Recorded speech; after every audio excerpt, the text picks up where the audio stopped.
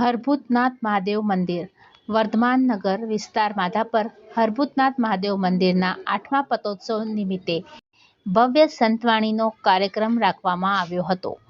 સંતવાણીના આ કાર્યક્રમમાં કચ્છના નામાંકિત કલાકાર, કચ્છના કોહિનૂર એવા દેવરાજભાઈ ગઢવી ઉર્ફ નાના ડેરાએ સંતવાણીથી બધાને મંત્રમુગ્ધ કરી દીધા હતા.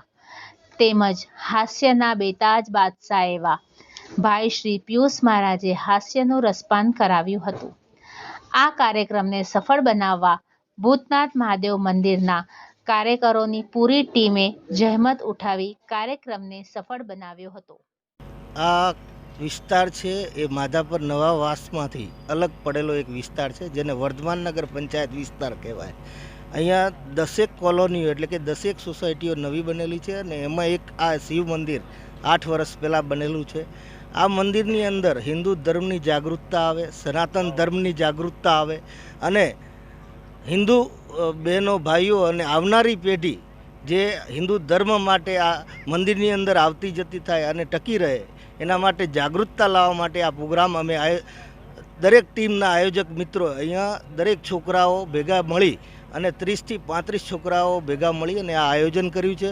ને આ સવારથી યજ્ઞની પછી મહાઆરતી, મહાપ્રસાદ અને આ અમારો છેલ્લો પડાવ એટલે કે આ સંતવાણીનો પ્રોગ્રામ પણ અમે સક્સેસતાપૂર્વક જઈ રહ્યા છીએ અને ખૂબ ભાવિક ભક્તો અમારી સાથે જોડાયા છે અને સનાતન ધર્મની જ્યોત અખંડ જલતી રહે એના માટેના પ્રયત્નો અમારા છે.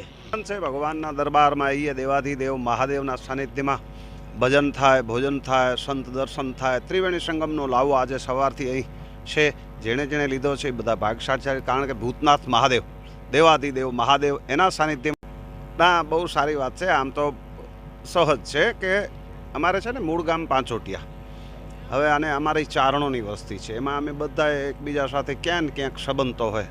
તે મારા પહેલાં મારી ડબલ ઉંમરના દેવરાજભાઈ એટલે કે મોટા, આમ નામ તો દેવરાજ છે પણ હવે શું છે કે પરિવારના પહેલાં જ આપણે વાલમાં ટૂંકું નામ લઈએ, મીઠું લાગે એટલા માટે, એટલે દેવરાજમાંથી 2 કાઢી નાખ્યા, વો ને જો ડેરો કરી નાખ્યો. પછી ઓલાભાઈ જે ભજન કરતા હતા એ ડેરો, પછી હું ચાલુ થયો એટલે પછી આ નાના મોટાની પછી વાત આવી, કારણ કે ગામ એક, જ્ઞાતિ એક, અમારું કામ એક અને નામ એક. હવે ઓળખવા માટે આ બધું કર્યું કે આ ભાઈ જે ગાય છે એ મોટા ડેરાભાઈ અને આ ભાઈ હવે ચાલુ થયો છે એ નાનો ડેરો. એટલે મૂળ વસ્તુ આ છે. તમન્ના તો ઘણી છે કે પરમાત્માનું ભજન સદૈવ કરતો રહું, એ તમન્ના. તમામ શ્રોતાઓને જય ભૂતનાથ, હર હર મહાદેવ. કચ્છ સમાચાર તરફથી દરેક જ્ઞાતિ ગંગાનો અહીંયાથી હું હૃદયના ભાવથી આભાર માનું છું. અને હર ભૂતનાથ મહાદેવ મંદિરના 8મા પાટોત્સવની અંદરમાં ભજન ભોજન જેમ દેવરાજભાઈ વાત કરી, અને આજની રાત ઉજાગરાની રાત નહીં પણ જાગરણની રાત અમે અમારા પ્રયત્નો કરીશું. દાતા પરિવાર, આયોજક મિત્રો અને સ્વયંસેવક મિત્રોનો ખૂબ ખૂબ આભાર. આપ મીડિયા જગતનો પણ હું અહીંયાથી આભાર માનું છું. સુંદર મજાના સંદેશ લોકોના હૃદય સુધી પહોંચાડો છો. સનાતન ધર્મનો મહિમા વધે છે એ વાતનો ખૂબ આનંદ છે.